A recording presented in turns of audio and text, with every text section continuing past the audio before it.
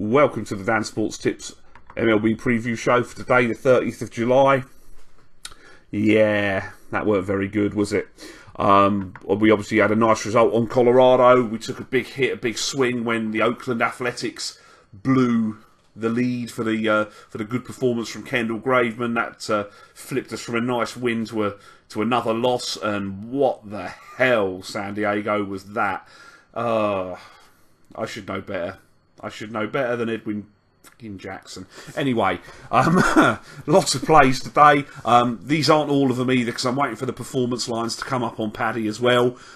So keep an eye on the Twitter account because there will be some plays on there later on. The first game I want to look at is the Detroit Tigers taking on the Houston Astros.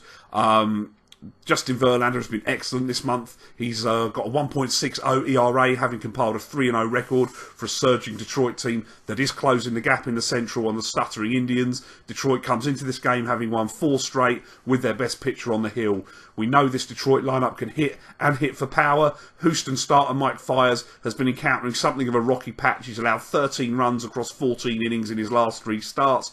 He has faced Detroit once this season in April when he allowed 4 runs. This looks a reasonable opportunity for Detroit to continue their surge towards the relevance in the playoffs, and I'm going to play them on run lines. The Philadelphia Phillies and the Atlanta Braves.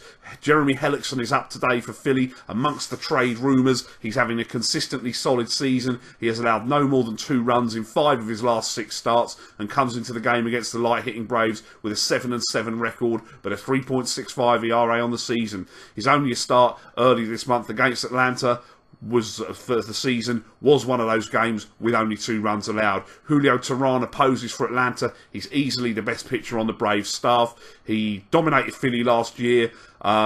Again, for his career against Philly, he's 6-3 with a 2.29 ERA. Last year in 4 starts, he went 3-0 with a 1.23 ERA. This is his first start against them in 2016, but a matchup of light-hitting teams with reasonably good and an outstanding pitcher looks low-scoring to me. I'll play the under at 7.5, and I'll play neither in the race to 3 runs as well. We have a matchup of 2 struggling pitchers with Martin Perez of the Texas Rangers, who's gone 0-3 with a 7.53 ERA this month. However, 4 of the 5 starts he's made this month have been on the road. His road record this year is 1-6 with a 5.95 ERA. If we move him into Arlington, like his last start when he allowed 3 runs to Oakland, he's 6-1 with a 2.69 at home. 2.69 ERA at home, so a fairly wide split. Ian Kennedy will oppose for the reigning champ Royals. He's allowed 11 runs over his last 2 starts. He's had massive home run issues this year. We know Texas can hit for power with numerous threats throughout their lineup. Kennedy is also winless this month, going 0-3 with a 5.96 ERA. I'm willing to bet that Perez will perform at home against the Royals. Texas are certainly the better hitting team. Kennedy will give up home runs. I'll be looking to play some home run match winner doubles as well. But certainly playing Texas on the run line in this game. I'm going back to Cincinnati, San Diego. Christian Friedrich, the lefty, goes for San Diego tonight. Anyone who's read my stuff prior to this year may remember that he's a pitcher that I targeted to oppose when he was pitching for Colorado a couple of seasons ago. He had a really solid start to his season with the Padres when he entered their rotation early this year, but in recent times, the Christian Friedrich I remember has started to appear. He's gone 0-4 with a 7.72 ERA in his last 5 starts. He will be opposed by the Reds' best starter in Anthony DeSclafani today, who shut the Padres out over 8 scoreless innings when he faced them earlier this year. DeSclafani's gone 6-0 with a 3.09 ERA since his return from injury. While there is a danger of some of the Reds who are being involved in trade talks maybe getting pulled from this game, Jay Bruce in particular, I think DeSclafani will probably keep this game close enough to give us a chance on the initial run line, and I'm going to buy a couple of extra runs as well. I fancy Cincinnati to win this game, and let's hope I don't get this game as wrong as I did when I went the other side last night.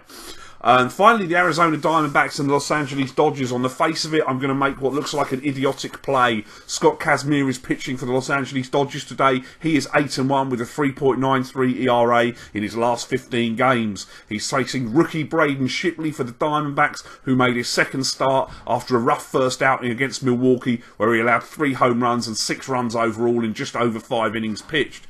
That being said, last night Arizona were let down by their bullpen, blowing a 5-run lead in a game they really should have won. I know that Los Angeles have been on a good streak lately, but we also know I like to take the Snakes when facing a left-handed hitter. I'm going to bank on Braden Shipley pitching with a little less adrenaline and a little less nerves and settling down early this time. You can get to Scott Kazmir early on in games, and that's what we're going to hope for here. The Diamondbacks continue their hitting prowess against lefties. I don't think these prices are a realistic reflection on the game. Shipley I don't think will be as bad as last time, though we will need to be careful with Corey Seager and Justin Turner in the Dodgers lineup in particular, who hit righties particularly well. But I'm going to play Arizona on the money line because I think the price is too big.